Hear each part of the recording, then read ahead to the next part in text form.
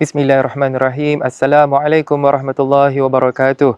Greetings to all IIUM community. Inshallah, today I'll be sharing a little bit about the wisdom of Ramadan. So in this blessed month of Ramadan Al-Mubarak, the blessed month of Ramadan, Allah subhanahu wa ta'ala have given us a lot of blessings. So there are a lot of wisdom that we can basically observe and undertake from the many good deeds that we are doing in this month. Allah subhanahu wa ta'ala mentioned in Surah Al-Baqarah verse 183, Ya ayyuhalladhina amanu kutiba alaikumus siyamu kama kutiba alal ladhina min qablikum la'allakum tattaqun. So from this verse we could see that Allah subhanahu wa ta'ala have mentioned that the main objective from this fasting activity is for us to have taqwa. And then 5 verses after that, in verse 187, again Allah subhanahu wa ta'ala mentioned kadhalika yubayyinullahu ayatihi linnasi la'allahum yattaqun. So this is how Allah subhanahu wa ta'ala explained his signs to humankind. For what? So the main purpose is again for us to have taqwa.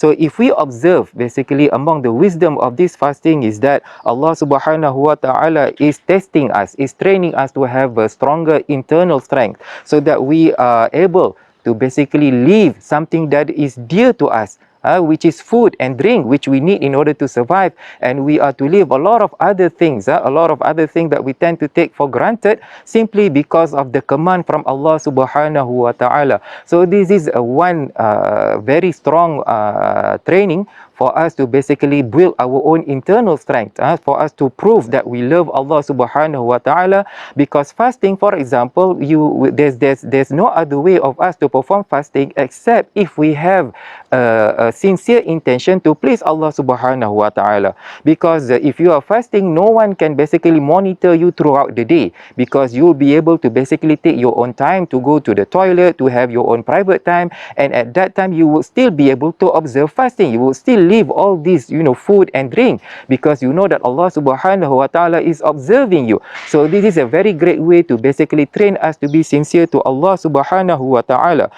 In a hadith narrated by Abu Hurairah, the Prophet sallallahu alaihi wasallam said that kullu amal ibn adam lahu illa siyam fa innahu li. This is a hadith qudsi from Allah subhanahu wa ta'ala, where Allah says that all the deeds of Ibn Adam, of human, are basically for himself except as-siyam, except fasting, because it is fa innahu li, it is for Allah subhanahu wa ta'ala, wa ana ajziyu bih, and Allah will be the one who will be reward the person who observe the fasting. So our scholars, when they explain the meaning of this hadith, among others, why Allah subhanahu wa ta'ala mentioned give this specialty to fasting, not unlike other good deeds or ibadat, because fasting is basically when a person observe fasting, it is truly because of the sincere to please Allah subhanahu wa ta'ala, the sincere intention to fulfill the command of Allah subhanahu wa ta'ala.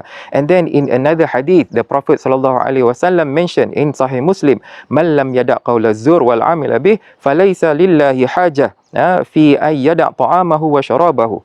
Basically, whoever is fasting but did not leave the bad words and also all these bad deeds, then Allah subhanahu wa ta'ala is not in need of him to leave his food and drink. So this is another reminder that fasting should be able to train us to basically be more observant, be more careful with whatever that we are saying and whatever that we are doing, so that hopefully when we leave the food and the drinks, the things that are dear to us, we should also be more careful, be more observant. Because otherwise, I mean, all our effort of trying to please Allah subhanahu wa ta'ala by leaving food and drink would go into waste if we don't really observe our behavior. So fasting, again, among the wisdom is that it is a chance, an opportunity for us to get this extra factor to build our self-confidence, that we are able to be a better person.